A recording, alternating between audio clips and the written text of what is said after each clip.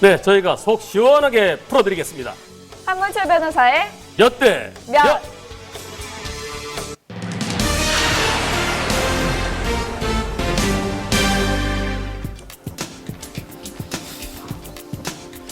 요즘 전세 대란이다, 월세값이 아주 치솟고 있다 이러면서 많은 분들 주택난에 시달리고 있는데요. 이런 와중에 지금 자신이 살고 있는 집에서 나가라는 소리를 듣게 되면 어떨까요?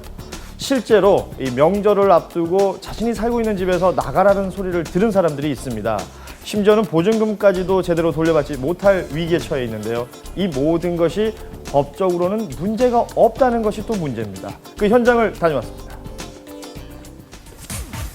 하루아침에 자신의 집에 철거반이 들이닥친다면 과연 어떨까요? 입주 한 달 만에 아찔한 철거 위기를 겪었다는 사례자를 만나봤습니다. 저번 달 중순쯤에 했습니다. 입주를 하실 때 네. 이 건물에 어떤 철거 예정이 있다든지 문제가 있다는 걸 알고 계셨어요? 전혀 몰랐습니다.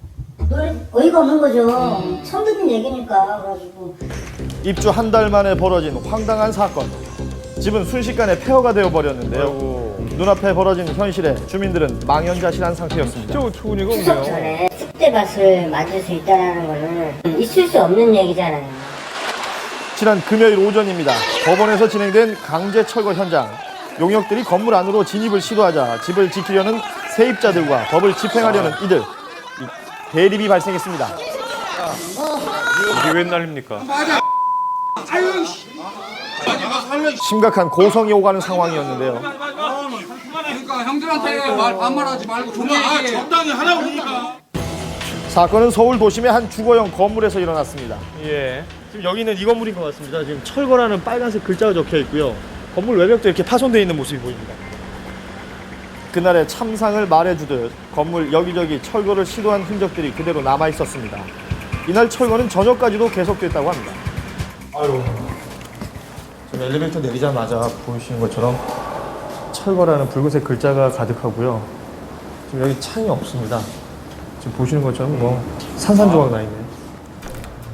지상 12층, 지하 3층의 어마어마한 규모를 자랑하던 고급 주택용 건물. 예. 지금은 철거 당시의 상황을 짐작하게 하는 모습만 남아 있었습니다. 언제 또 철거반이 들이닥칠지 모르는 상황. 하지만 여전히 건물 안에는 190여 가구의 주민들이 남아서 자리를 지키고 있었습니다. 왜 이곳을 떠나지 않는 것일까? 예. 철거 당일의 상황을 물어봤습니다.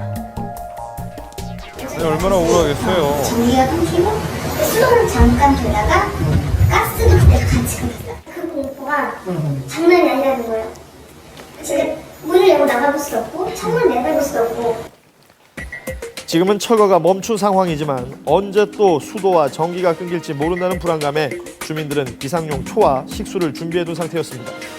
입주하실 때 이 건물에 이런 강제 철거라든지 뭔가 집행이 될 가능성이 있다는 걸 전혀 모르셨죠? 전혀 몰랐죠. 모르셨던 거고 그냥 정상적으로 생활을 하셨던 거고. 아무도 그러면 사전에 들으신 분이 없었어요? 네, 저도 전세 5,500인데 전혀 그런 고지는 듣지를 못했습니다. 해당 건물은 지난 2006년 이미 철거 명령이 내려진 상태였습니다.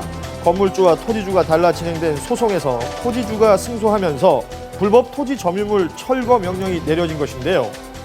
건물주를 직접 만나서 이야기를 들어봤습니다. 철거 판결이 났어요. 철거 명령이 나 있는 상태에서 임대가 진행이 됐고, 네. 그러면 그때 이제 세입자들이 들어오셨어요. 네, 세입자들도 뭐 이거 철거 판결 다 고지를 했어요. 이런 문제가 있는 건물이다. 네. 도시도 다 보여주고 말이 다르네요. 고지를 하고 한 90%는 네, 90%를 알고 또 들으신 것처럼 철거 사실을 고지했다는 건물주입니다.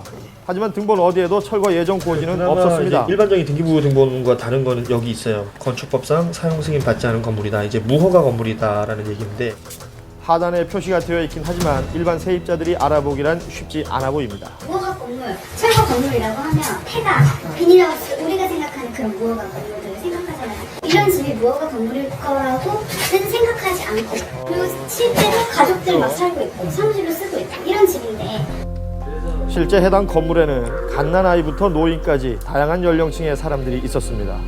무허가 건물이라고는 상상할 수 없는 분위기였는데요. 전입신고하러 구청을 갔는데 뭐 아무 이상 없이 뭐 굳이 뭐 다른 뭐 아무런 언급 없이 전입신고도 받아주고 그러니까 우리는 뭐 별 문제가 없구나 뭐 그냥 저렴하니까 또 이 문제를 받아야 될 것 같은데요. 잘 구했다 이런 생각으로 들어왔죠. 이런 일이 있을 거라고는 상상도.